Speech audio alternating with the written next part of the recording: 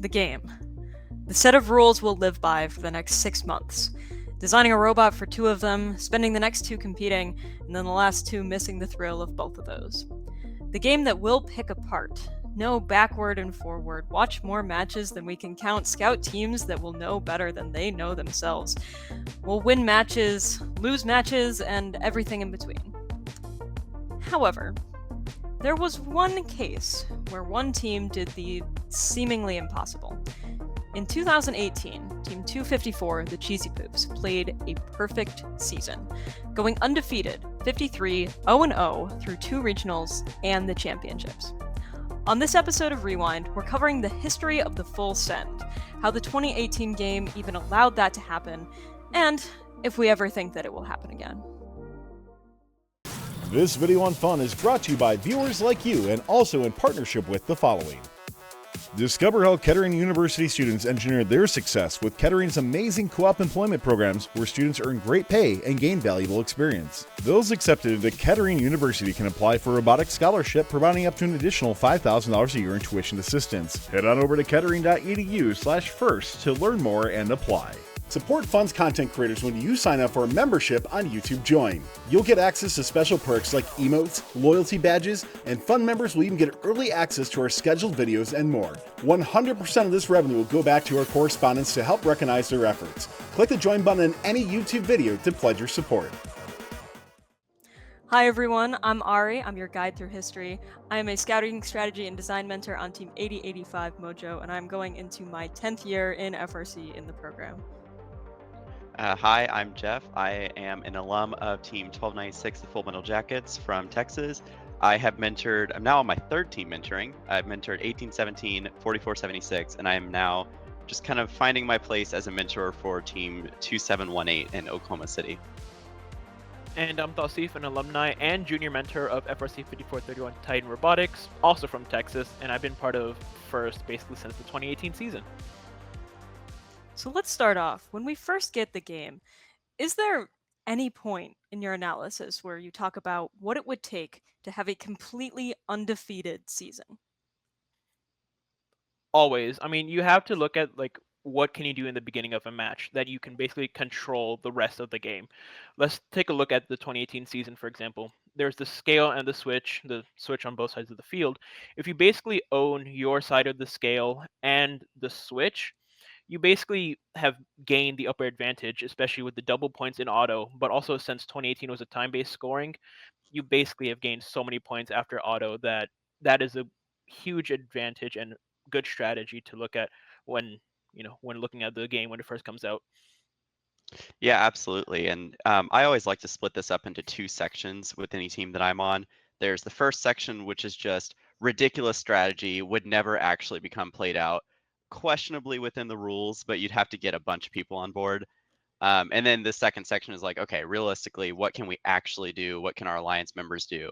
One of my favorites is in 2018 Power Up, there was kind of a gray area if you tipped over and then disabled yourself if you were actually still counted as fouls, as getting fouls. And so we came up with this ridiculous strategy of if we could tip ourselves over and then extend our elevator and then disable ourselves, we're blocking off half the field from the other alliance, but would we still get counted for the fouls and the yellow cards? And then realistically, it's like, okay, well, you would be counted as blockading, you would get yellow cards for being in their zone, but just coming up with fun little strategies like that before you actually look at what the rules are in play, I think can kind of get the students in sort of the right mindset. Yeah, I mean, it's always an undercurrent on kickoff. It's like before we read the rest of the G whatever rules, it's like, all right, guys, I have this strategy that is going to win us the match every single time. There's always that one kid. Sometimes I'm that kid. But I mean, to that end, sometimes that kid has a point. It's all about what's going to win us the match every single time. That is also legal.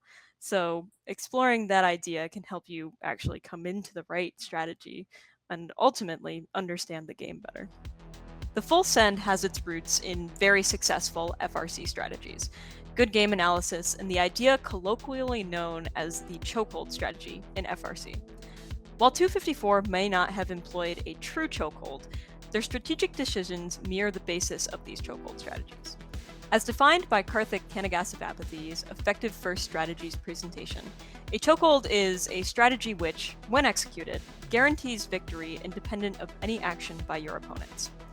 To break that down further, a chokehold must fulfill 3 separate criteria: that the strategy exploits the rules in some way, that when employed, the strategy guarantees the win, and that it is a single finite task. If your strategy requires continuous repetition, that's just playing the game. In 32 years of FRC, there has been one true legal chokehold strategy. 71 Team Hammond built a robot in 2002 that fulfilled all 3 criteria. The 2002 game featured 3 movable goals, worth 10 points each if they ended the match in your goal zone. If one alliance captured all 3 and moved them to their area, your opponents could not win the match. 71's robot did that in every match that they could, deploying wide arms and walking on metal brushes to consistently march themselves to a world championship. Do you think we'll ever see a true chokehold in FRC again like 71? I mean, I hate to be a Debbie Downer, but my answer is just a straight up no. There's a group of us, I think it's myself, some people from 2521, a couple people on 4476. We always hop in a Discord call every year after, like, the night after the game is revealed. And we're just looking through every single rule and we're like, all right, what are some theoretical chokehold strategies? Have we ever found one? No. So,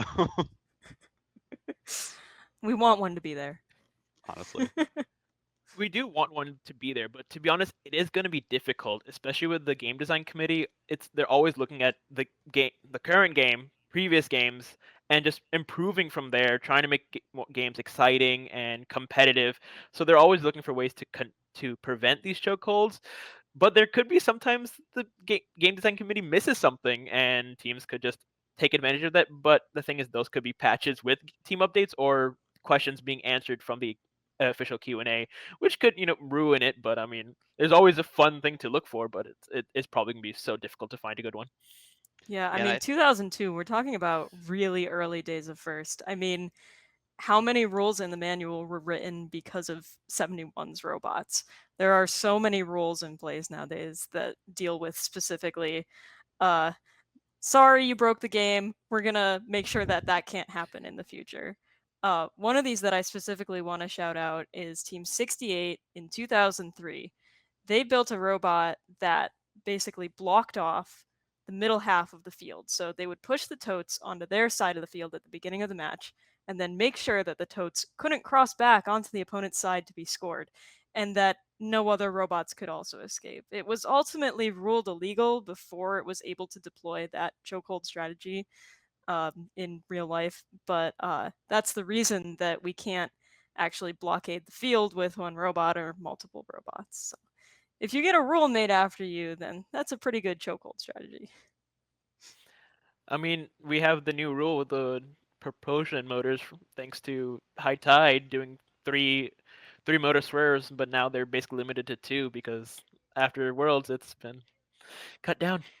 Yeah, and I think one of the rules from 71 and 2002 is you can't use filing cards in the carpet anymore. Can't destroy the carpet. So, Ah, Yeah. darn, can't destroy the carpet. Yeah, the amount of traction that we saw on that robot would have been absolutely insane for modern FRC. I mean, can you imagine defense robots with file cards that just stuck to the floor? Oh my god. yeah, and the field was, I mean, it was very unidirectional that year. You were basically just going. Yeah. I feel like even with modern games, if that rule wasn't in place, it'd be very hard to find a legit strategy that doesn't rely on moving every single direction. So Yeah, Yeah. the field being maybe game unidirectional is design has helped. actually a good point. 71 could not turn. Like once they flopped down, they were just going straight out. So, really cool thing about that robot. Yeah, it's So, Amanda Morrison constantly brags to me like, "Oh, we can't put filing cards because of me," and I'm like, "Okay." so we actually did see some interesting chokehold strategies in the Vex robotics competition in the 2013 through 2015 years, where um, FRC has some expansion rules that limit the amounts that we can expand across the field. Vex didn't have that in 2013. And there were some robots that were built completely legally that expanded over where their opponents could score. This is a great example of it. But They couldn't score on their own. They did rely on a partner to have to score something for them so that they would win every time. But this is a very interesting thing that happened sort of in our modern era. Yeah, and I feel like that's just something we don't really get to see that much anymore. I mean, that was even then. I hate to make all of us feel old, but that was 11 seasons ago. Okay. Yeah, that does make me feel old. I don't want to check if I have gray hairs anymore. Yeah, I think that something that's interesting is that while we don't see chokeholds, we do see adaptations of what those strategies would be. So, going off of something like in a game where you can only possess one ball, in 2022 specifically, if you could possess two balls that year, but you could limit the amount that your opponent was scoring by going and possessing the other team's ball. So Yeah. it's adaptations of those that really make the top strategies the top strategies. I mean, we Yeah, even saw that in 2022. Some defense robots just picked up the opponent's balls, and Exactly, yeah. there's yeah, not a lot of balls on the field in 2022. So holding those balls just limit the amount of points one alliance can score. So I mean, it worked. yeah. And something, even that year, you could have three in your hangar, and not a lot of teams made use of that. So Yeah, you can't even see it either. If you put it behind the hub on the opposite side, the other lines can't see it unless you have the human player tell you, "Hey, there's a ball over here." But some alliances don't have a paper or anything to communicate that to the drivers. We hope you're enjoying this video here on Fun. If so, do make sure you click that subscribe button to stay up to date on all Fun YouTube videos and give the video a thumbs up. It really does help. We'd like to thank this show's sponsor, Kettering University, for their support of Fun. Those who are accepted at Kettering University are eligible to receive up to $5,000 a year in a robotics scholarship. Head on over to kettering.edu/first to get more information about Kettering University and the robotics scholarship. Over 30% of those who attend Kettering University were in high school robotics, so go attend somewhere that has so many other people like you at kettering.edu/first. Although we haven't seen a true chokehold take to the field since 71 and 2002, thinking about the game in this manner can help us better understand which objectives to focus on strategically. There's been many more examples of teams exploiting loopholes in the rules to build offensive powerhouses, with the most prominent example being Team 469 Las Guerrillas in 2010. The 2010 game was divided into 3 field sections, with goals on each alliance's side. The objective was to score one of 12 balls onto the field in these goals, for 1 point each. Balls were returned onto the field using a rail system.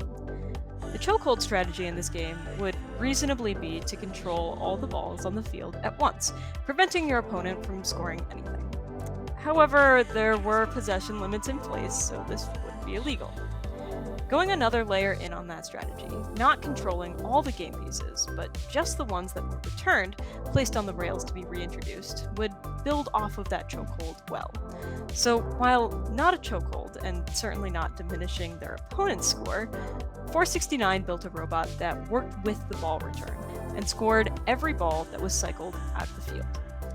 While this wasn't a true chokehold, it's remembered as one of the most effective robots of all time because of its exploitation of that loophole. The effects are still visible through FRC today. How we return game pieces onto the field has been controlled for years now. Many teams use the idea of chokehold strategies to perfect their strategies nowadays. Even this season, reducing your opponent's max score was possible with good climb defense and forks. What have been the most effective robots of all time in FRC, and how have they influenced modern gameplay? So I have to go with we're talking about 2018. I have to mention anyways. 254 and 148's robot in 2018. Their speed of their elevator and their ability to place the game pieces on the high scale really fast, especially during Auton, was such a huge advantage and really allowed them to take the game into their own hands. But then I also have to pick 2019's Madtown and 2020 and 2021 148 because in my personal opinion, those two robots have basically affected the entire swerve system because without them we wouldn't basically have a high swerve system. And in 2020, when 148 used swerve, they basically took over the Plano district, and their alliance in finals were the first team to do all 3 tiers. in 2020. But then COVID happened, so we don't talk about that. But other than that, their speed across the field with Swerve basically took over. Madtown won Worlds in 2019, and 148 probably would have won Worlds in 2020 if we had that season. But other than that, their ability to score game pieces really fast and effectively made them really effective throughout the season.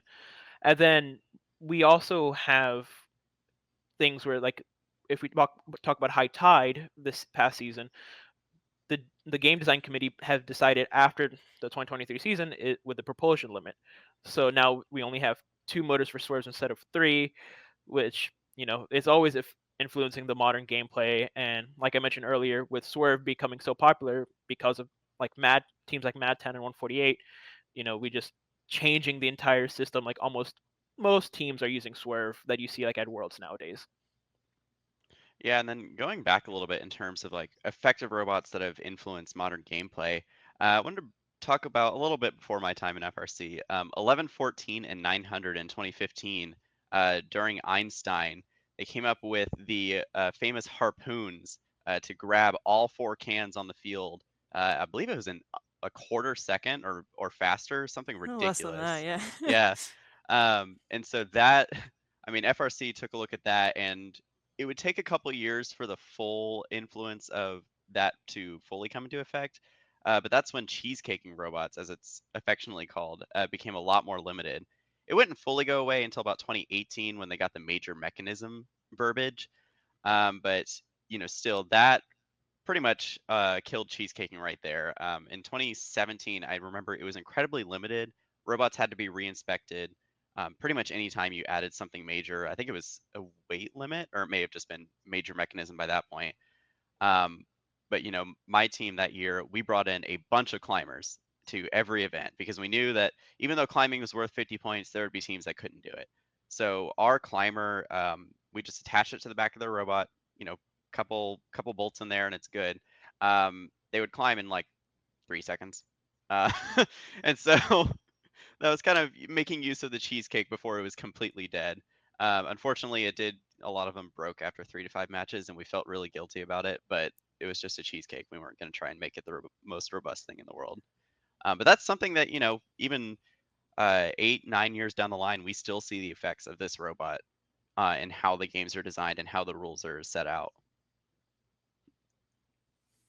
Yeah, 1114 and 900's crossbow, also really great example of bringing in that chokehold strategy to how you were thinking about the game. So if they were able to get all 4 of those cans off of the step, cans were a multiplier in 2015. If they were able to get all of those multipliers on their side, they were the only game piece that was limited and available to both sides that year.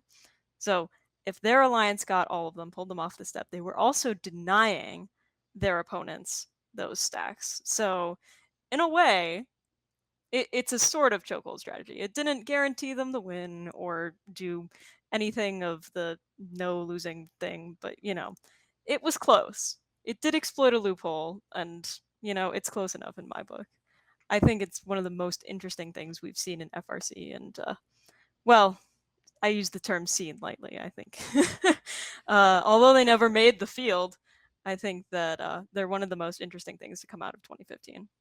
Yeah, and it was even legal, so it would have been It amazing to was see that. legal, yeah. Yes. It would have been amazing to see that on field. I wish did they do it at an off season? Because it would have been so cool if they did it at an off No, season. no, they didn't do it in off season. I think it would have been more interesting because 1678 was putting their backup can grabbers on their fourth robot, 5012. So we would have seen 2 versions of 1678 go up against the Harpoons, and who knows who would have won at that Yeah, point. but to talk about cheesecakes, I have to mention again 148 in 2018. They had a climbing mechanism that you had to put some sort of system on your robot, and they had a Velcro system on their robot where your robot drives underneath their platform that they have, and it basically rolls up this Velcro, lifting the robot, and they just start climbing up. And a bunch of people, when 140 did the robot reveal video, basically said, "Your bumper is going to be destroyed if you do this. This shouldn't be allowed," and all that stuff. But then at the Dallas regional, their first regional of that season, they just proved everybody wrong and how effective their climb was. They had one hook to go on the bar and just string basically. And as you can see, the Velcro that they do, their platform that comes down, and then they made an entire video just basically memeing on everybody that said this is not gonna work. But then it worked, as you can basically see in this video. They climbed, and it was so successful. They even lifted like some of the biggest robots at that regional. It was insane. My team's robot that season was thick and heavy. I mean, it was it was so like I think we're one of the teams on this four squad right here. It was thick and heavy. It was insane. The 2018 game, Power Up, featured a pivoting scoring platform that seesawed back and forth as teams scored points, called the Scale.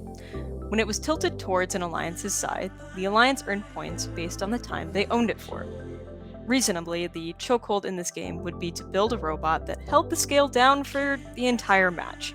However, that was very illegal, so the next best thing would be to make sure that you own the scale early, and to match or exceed your opponent's cycles. 254 had the most consistent, highest scoring auto in the world. They were sure to own the scale quickly and then match the cycles of their opponents. These are the circumstances that allowed their 53-0-0 season, the fact that they executed this strategy every match without fail. The question of the night: will a team ever go undefeated again? Well, I mean, if you don't want to include the 2020 teams that went undefeated, which rest in peace that season, I'm so sad. It's gonna be hard because things, you know, it's not just that you have to have an amazing robot, but you also have to have amazing strategy, amazing drive team, and the people around you, your mentors, and all that stuff. Which gives me huge props to 254's 2018 team because they basically did the impossible, but proved the impossible is possible. But the thing is, there's so many things going on. The GDC is looking at these games and picking all the nitty gritties out, so it's going to be very difficult, but it's possible. Yeah, and so I definitely think that if a team goes undefeated, it's going to be a regional team. Districts, it's just so much harder. You're given more opportunities to lose matches. So looking at it from a sort of logistical standpoint, if your goal is to go undefeated, which good luck to you, you have to look at like how regionals. If you have a full regional, 64 teams, you're only getting 9 qualification matches in, and then double elims, which is just if you're going undefeated, I think you play 4 or 5 matches, if I recall correctly. Um, but in districts, first of all, you're going to 2 district events. You're going to district champs, and this isn't even talking about the championship because everyone will have roughly the same amount of qual matches and elims matches. Um, but for districts, you're guaranteed 12 qual matches per event, and you're going to 3 events. So not even counting elims, that's 36 matches right there. And so if you have to win 36 matches, you have to win all your elims matches, and then you have to win all your matches at championships. So for regional teams, if you're going to 2 full regionals and then champs, or even just 1 regional and then champs, you're talking maybe 19 qual matches for the 1 regional and champs case, and then 10 more elims matches, so 29. Like that's a lot easier than 36 qual matches, not counting elims before you're even looking at the championship level. So even just from a logistical standpoint, if it happens, it's going to be a regional team. Jeff, I completely agree.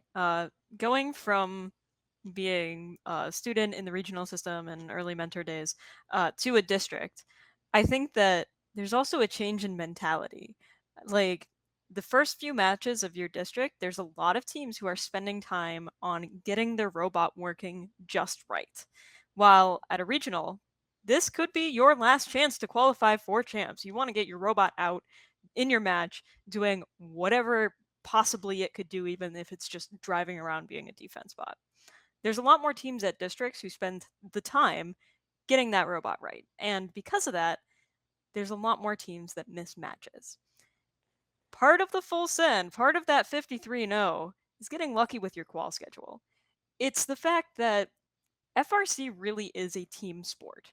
So if we are going to see more undefeated seasons. We are going to have to raise the level of what the floor is in FRC. And the Kitbot is going to help a lot with that. So it's those teams that either don't come to the match because their robot doesn't work, but it's also the teams that come to the match and their robot only kind of works. It's making sure that they are at the level that's going to help you win that match and go completely undefeated. And I think that currently the regional system better adapted to that. We see a lot higher, more competitive robots come out of the district system, but I think that base level of competition is better at regionals right now. In that vein, we've had some teams come really close to being undefeated. Shout out to Team 1323 Madtown Robotics this year, who went 52, 1, and 0. So I think it is possible that we see another undefeated season. I want more undefeated seasons. I think that they're great. I think that it's very cool that teams can do this. But I think it's going to have to happen when we, as a competition, get to that level with all the robots.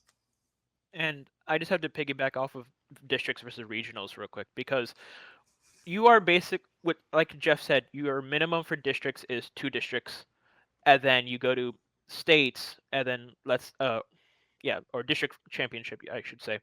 And depending how big the district is, you could have divisions with that. And then if you make it to finals, then you also have more finals. It's all that jazz. And with, for example, first in Michigan, they have an entire double elimination bracket for that, for the 4 divisions. So there's even more matches with that. With regionals, if you just win one regional, you technically don't need to go to your second because you're already qualified for Worlds. So yeah, it's much more possible as a regional team. So Jeff, you made a great point on that. Whatever the game is revealed to be this Saturday, you can bet that we'll be turning it over in our heads, trying to find that perfect strategy. Reasonably, there will not be a chokehold strategy in 2024, but we can still ask ourselves, what is our max score? What is our opponent's? How can we lower theirs, make ours higher, or even, how can we guarantee the win? And if we find that, then we can wonder, how do we get there? Even if we have to crawl inch by inch. Until then, thanks Jeff and Tassif for the rewind. We'll be taking a hiatus with this show until next off-season, but we still have some great content coming at you through the build and competition season, so make sure you subscribe to Fun's YouTube channel. If you enjoyed the show, give it a like, and let us know in the comments your thoughts and any other topics you want to see covered. Next time on Rewind. This video on Fun is brought to you by viewers like you and also in partnership with the following. Discover how Kettering University students engineered their success with Kettering's amazing co-op employment programs where students earn great pay and gain valuable experience. Those accepted into Kettering University can apply for a robotics scholarship, providing up to an additional $5,000 a year in tuition assistance. Head on over to kettering.edu/first to learn more and apply. Don't forget to like, subscribe, and ring the bell to stay up to date on our new videos. Keep the conversation going and provide your input to our content. Most live shows can be found on the First Updates Now YouTube channel, live competitions at twitch.tv/firstupdatesnow, and join our Discord at discord.gg/firstupdatesnow. Check our other social offerings on TikTok, Instagram, Facebook, and Twitter.